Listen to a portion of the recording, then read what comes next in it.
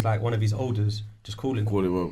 because that's what Stonebridge Park and that was like, innit? Like you got big homies over there that brethren is Bounty Killer, you know, like that kind of thing. So you know that makes sense. Still, Tiverton's an interesting place, right? Because I've always known people from there. Like when it comes to Tottenham, when I actually deep it, most of the people that I kind of knew was from Tiverton. Yeah. Like There's a lot yourself, of us still. There's a lot of us. Wretch, Cali, Nero. Yeah, Nero. You know what I'm saying? Baff. Yeah. See what I'm trying to say? Boss Like Baff. when I start thinking like that. You know what? Because his thing's his own thing. Like he was. I forgot about Baff. Baff did. I don't know if he's still involved with Always Recording, but he was doing the Always Recording. Yeah. And he had a whole bunch of artists on his roster that kind of had nothing to do. Like I think his own little brother. Yeah. P. Nero is Boss Baff's older brother, and younger not brother. even he was. Yeah. P. Nero's Boss Baff's younger brother. So not even he was on his roster. I don't think they associate music wise. Obviously, I remember just doing their own things. Still. But you know, like Baff was one of those businessmen. For me, bro, I'm not gonna lie. Big up Baff. You know why I big up Baff, bro? I met him very early, and he recognised my business mind, not just my talent, Okay. But he recognised I can hear that early when I was young. What's it called? Baff will always get a big up. Even from when I was young on the block, that was one of the man them that always had money. Yeah. He was. See what I was gonna say? Job. He was like. He was always on job. He was a trap star that came into the game. Any German whip you can think of, he had it. Any designer clothes, chains, any rings, jewelry, everything. Boss Baff was always there for us. Yeah. His name for me, you know when people do the boss thing or the CEO and it just looks good on Instagram, he's actually a boss, bro. Yeah. Like big him up. Like he's someone that I would love to have on the podcast at some point because I just think he's a real dude, bro. Like even like when I bucked him, like, I met Chipmunk for the first time because he was just started looking after Chipmunk and we was at Kiss 100 and that, and I just remember him taking my CD and he said to me, "Yo, like who funds you?" And I was like, and I tapped my pocket, me. And he's like, alright, well, I'm going to listen to this then because this looks good, bro. So I'm going to shout you, give me your number. And I just thought, yeah, cool. Yeah, it's so he rang my phone and broke down the songs to me. Like, this one could have been better. The chorus was a bit shit on this one.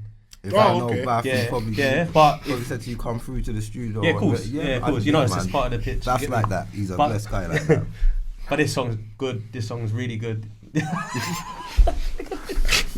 You know, but anyway, long story short, wait till we get Boss Baff down here. You can't be here talking about how Boss Baff said that track was good. He ain't here. But anyway, long story short, right? Yes, bro. I really respected him as a businessman, and then what he done with Chip and what he done with the label, the studio for North. I really admired it. Even when he done the AR-15 things, he was trying to get Jay Spades on there. He said he would put different people from different ends on tunes. To be fair, he's a visionary, man. Now that you've mentioned that, I have to give him a shout, because a lot of people don't know. Even for me, coming up on the block, if it wasn't for people like Baff allowing man to cut through, do you get what I'm saying? Man grew up underneath them, innit? So when man started doing man's thing, it was on their thing. But he was heavy, innit? They just allowed man to go through because they wanted to see man eat. So if it wasn't for people like Baff, I probably wouldn't even been putting out the music that I'm putting out, because most of my thing was funded by myself. So yeah, man, he's definitely helped a lot of us in more ways than people could even imagine. Yeah, he just seems like a real dude, bro. You know, like the energy is good. Even do you know what as well? We'll get back onto that because you've come in the game, bro, and I've always seen you. I was saying this to Ayers when we was waiting for you to pull up. Yeah, you've always been like a rapper / MC for me. You've never just been an MC. You know what? I'll be real. So I want to know how this happens. You rap and you do grime, innit? Yeah, so but I'm a grime MC. That's you had the understanding. That's every part of it. But it's like when you do grime and rap, you kind of learn there's an understanding where if you're aspiring to be one of the best lyricists in the game, you kind of have to do both. Everything. Because when you look at the people who are on top. There's only one person at this table that was ever aspiring to be the best. Who are on top of their game. And he is You'll see that the guest.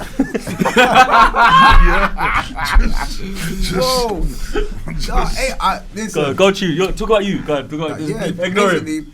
Who could I use an example? Kano. Not me. Kano is oh, it was ASB or Kano. I mean, shit. On rap. I do prefer Kano on rap, but on grime, he's a fucking bad boy. Yeah. You know, Hardest, I reckon. You One see of the that hardest. Free Wheel Ups tune? Yeah, mad. That verse that he does after gigs, that is one of the hardest verses I've ever heard coming out of the UK grime rap, no matter full stop. The verse, what did he say? Man, something about man crash beamers and so, bruv, he went on mad with the verse and it made me want to go back and I thought to myself I need to step it up. Do you know what's mad though? You know how we just spoke about Baff, yeah? Even the reason that he always like springs to mind from Tottenham and that, not only because of his realness, but you know the AR15 project that they done where they put bare different artists on it. There's a tune, Skepta produced it and it's got Bashi and Kano on it with him, yeah, them three. And Kano's verse is impeccable. Yeah, next to them two, he blows as a contender. Like, if somebody said, bro, Kano is one of the best lyricists in the game, I wouldn't dispute them. Man said fling something like fling up the boot and play deal or no deal when it ends. Like man's got a box in the boot and that rare, like you get me, like we're gonna shot the box. But no, you know the way he dropped it was the metaphor was crazy with the flow. Who else is on that level?